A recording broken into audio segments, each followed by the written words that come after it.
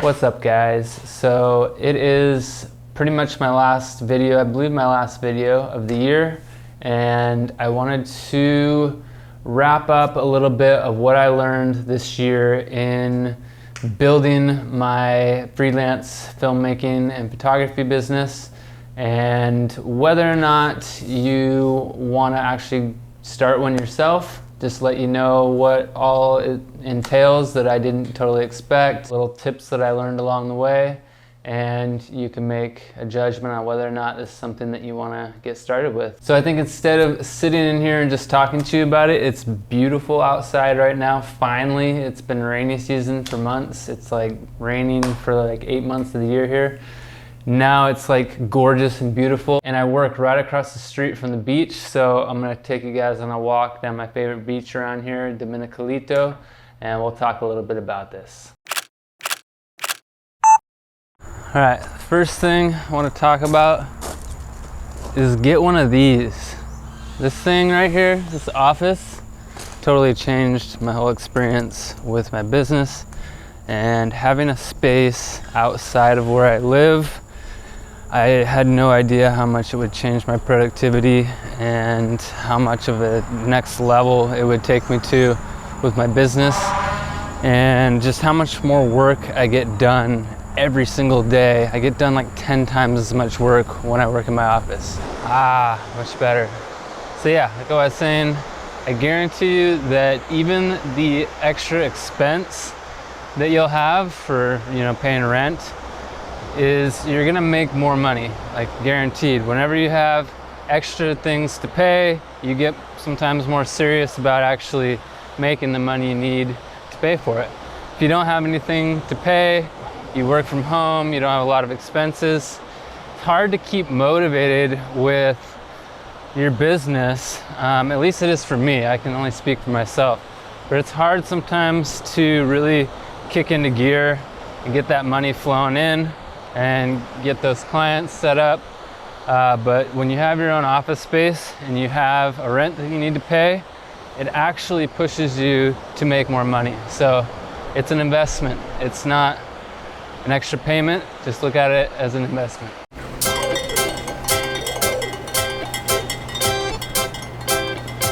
So now that you have an office and you've decided to make it happen, I think the best way to do it is to think of this like you're starting a video production company, or you are starting a video production company. Don't think of it as you're just a photographer or you're just a filmmaker that does gigs for people, because it's kind of easy to get complacent and not really get serious and structured with your business if you stay in that kind of like, I'm just me and I shoot things sometimes, versus going into your own space, which definitely helps. Could be your main office where you meet clients, could be a place you shoot as well.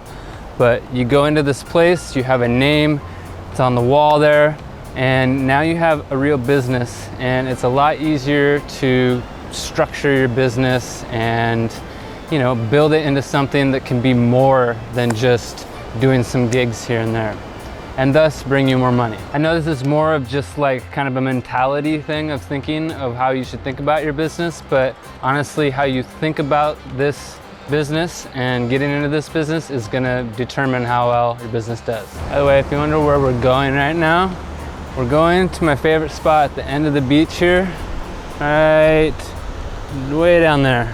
I don't know how many people are gonna be there right now. Up until recently, there was never anybody there, but I'm looking over there now and it looks like there's a lot of people. It's like beginning of tourist time. So now I have to go through the experience of vlogging in public, again in front of people. I don't have my private beaches anymore. Whew, cool off here. It's getting pretty hot too. Tourist season means hot season as well. Another thing that I didn't fully realize when I got into this business, or I realized it, but I didn't take it as seriously as I should have, is how important online marketing is. Now, I didn't know anything about online marketing when I got started as a freelance filmmaker, and I've just figured out as I've gone. So you don't necessarily need to know everything right now. You don't need to spend forever trying to figure it out right now. You can just figure it out as you go. So these days I spend a lot of time online. Anytime I'm not actually doing a shoot or editing, I'm on my computer and I'm creating flyers. I'm updating my social media. I'm updating my website. I'm setting up SEO on my websites. If you don't know what that is, learn it, because you're not going to be able to even find your website if it's not ranked on Google.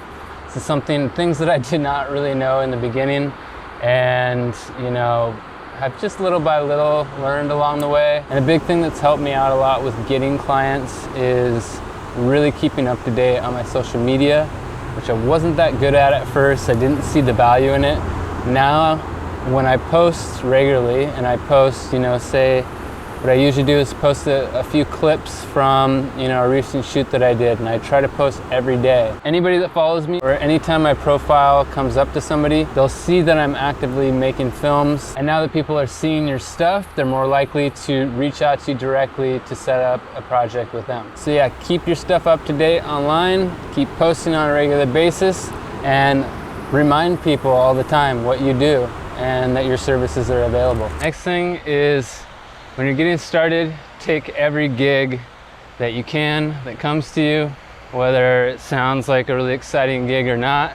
You want to just build up that portfolio on the website, on the YouTube channel, on the Instagram as much as you possibly can, and get as much practice as you can, so that when you get a little bit further along the line, you can actually choose the clients you want to work with, because you actually have something to show for it. So in the beginning, just say yes. So the next tip is understand that for a while when you're getting started, and even after that for a bit, when you're freelancing or starting any business, that you're gonna have ups and down times. You're gonna have busy times, you're gonna have times where you don't have any clients coming in, you're gonna get a little scared. But just always trust that if you keep putting one foot in front of the other, keep promoting yourself, keep putting out content on a regular basis, that the clients will come and you'll be busy again very soon. But when you're not busy, what you can do is make your own personal films. Never stop making your own films. That's probably why you got into making filmmaking a career, is that you enjoyed filmmaking. So on those off times, just do work still, but make it work for yourself. Make your own personal work. Put it out there on your social media just like you would with a project that you did with a client, and keep working, keep practicing. That just gives you more opportunities to test things out, test out gear, try new things when you don't have the pressure there, and it also just keeps that spirit of filmmaking alive in you. Start a YouTube channel. I wish I would have done this a lot sooner, and the benefits of doing this right from the get-go are that, one, you get more exposure, and two, eventually you might amass a following where you can actually make money off of YouTube as well. My goal is actually to make YouTube my main source of income and my main focus coming into 2022. So if you guys want to do me a favor, and please like and subscribe, and that'll help me get up to that point where I can start making more videos like this so you guys can enjoy, and I can make a living doing it. Look at this cute little baby coconut tree. Ah, so cute. So I took a little detour. There is a lot of people up on the cliffs that I was going through right now. Well, a bunch of tourists taking pictures of, it's like a lion. It looks like a lion to get your picture taken up there. So I'm a little shy when it comes to vlogging. I think I'm gonna go find a better spot right over here, these cliffs, and finish this up.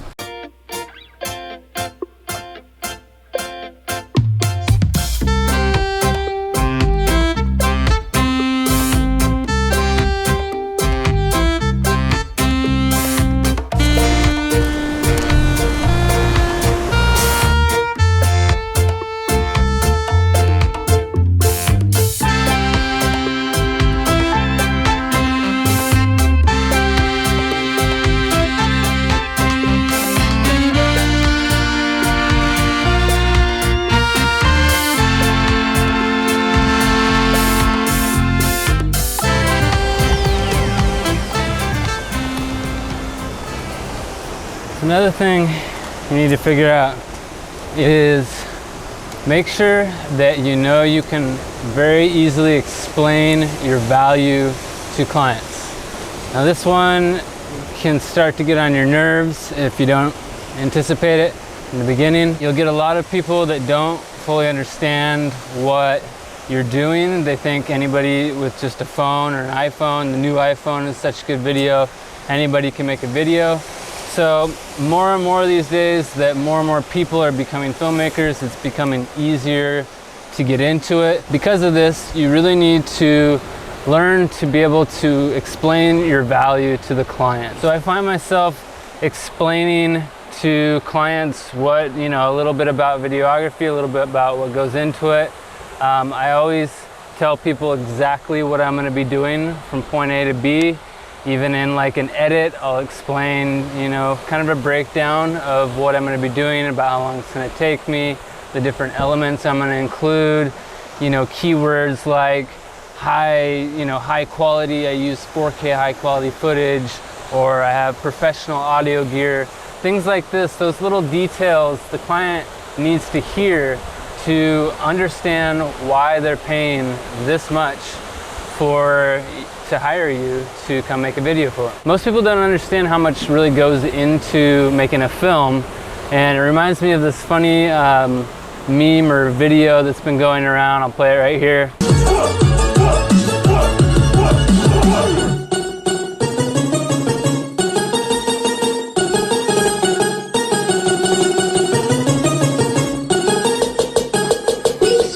But this is so true. Nobody really understands all the different steps that go in and how much work it takes to really produce a film. So you have to explain that to people, and you have to have work to back it up to show that your work is better than just a random person with a phone. Make sure while you're doing it too to not make your client feel like a complete idiot. You can expect that they don't know anything about this, but be nice about it, like provide them information without being a dick about it. So that brings me to my next point, and that's that you need to make sure that the client is happy. And you do this by obviously delivering a product that is what they want. And also, I would always say to over-deliver a little bit, never under-deliver. Always over-deliver a tiny bit. And more than that, how are you to work with? Are you pleasant to work with? Are they going to remember you and remember how easy it was to work with you? And because of that, pass on your information to friends of theirs that might need some work too. Don't stress about the gear. I've said this before and I'm going to say it again. You don't need all the gear to get started freelancing or even with a video production company. Just start with what you have. Obviously you need a camera, and obviously you need a computer to edit, or maybe you don't. Maybe you just want to use your phone. That's fine too.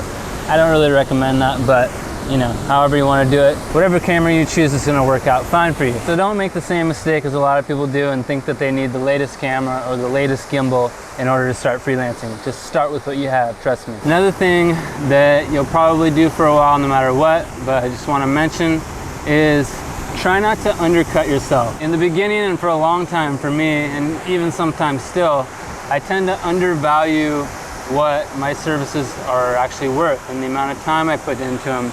And I've done a lot of gigs for less than I should have. Now that's not to say when you first get started you should do gigs for cheaper than obviously the professional that's been doing it for years.